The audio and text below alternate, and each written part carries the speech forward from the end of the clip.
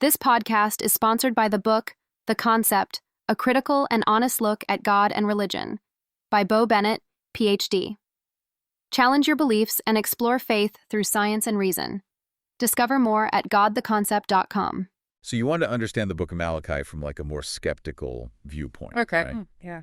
Well, we've got some interesting stuff to unpack here. Yeah. This analysis, a skeptical analysis of Malachi, moral and scientific inconsistencies, kind of lays out some potential conflicts between like what Malachi says and, you know, how we see things in the modern world. I see. One of the first things that kind of jumps out, right? Yeah. Is how the book talks about God's love. Okay. It says God loves Israel, but then when the Israelites are like questioning why things are so tough for them, God basically says, hey, at least you're not Edom.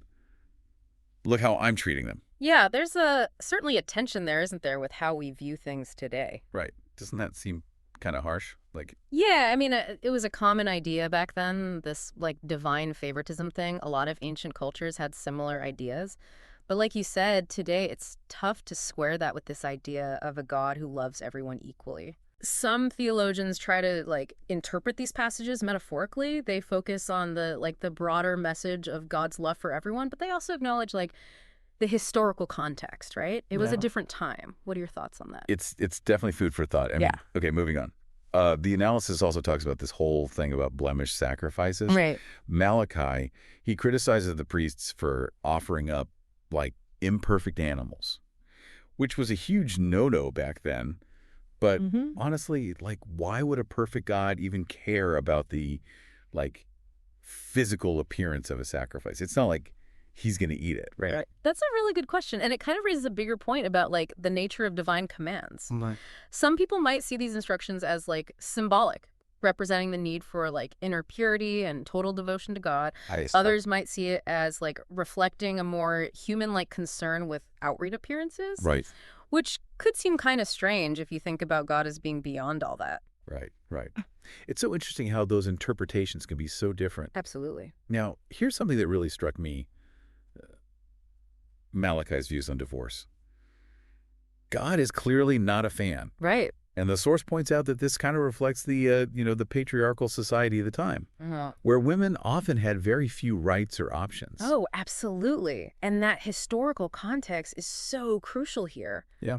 Back then, divorce could mean a woman losing everything, like her social standing, her home, even her kids. Wow. So while the text might seem very outdated to us today, it's important to remember that it's reflecting the societal norms of that time.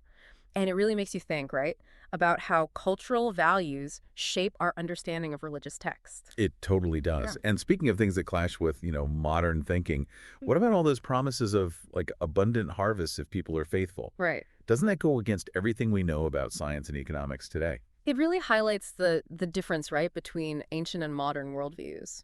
Like a lot of ancient texts, Malachi kind of assumes this direct link between being pious and getting material blessings. But today, we know that good harvests depend on a ton of different factors, like weather patterns, soil quality, smart farming techniques. So it's less about like divine intervention and more about understanding how the natural world works. Exactly. It's about, recognizing how far we've come in our understanding of the world around us. Okay, last but not least, let's talk about prophecies. Sure. Malachi talks about a future messenger. And a lot of people interpret this to be, John the Baptist. But it also makes you wonder about how we interpret prophecies, especially if you're looking at it from a more secular historical point of view. Absolutely. Prophecies are often open to a bunch of different interpretations. And it's important to remember that sometimes events can be linked to prophecies after they've already happened. That's interesting. Right. This analysis really encourages us to approach these interpretations with a critical eye, to consider other explanations, and, always keep in mind the historical context. So after examining all these inconsistencies, what's the big takeaway? What can we learn from this exploration of Malachi? I think that the key takeaway here is, like the source says, the importance of critical thinking. Yeah. And that doesn't mean rejecting faith.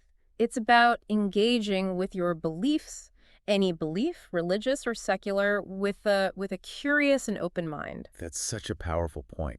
And it kind of makes me wonder, what happens when we turn that critical lens inward, you know? And we really examine our own deeply held beliefs? Could that lead us to a deeper understanding of ourselves and the world around us? That's a great question. Something to think about. Yeah. Thanks for joining us on this deep dive. My pleasure.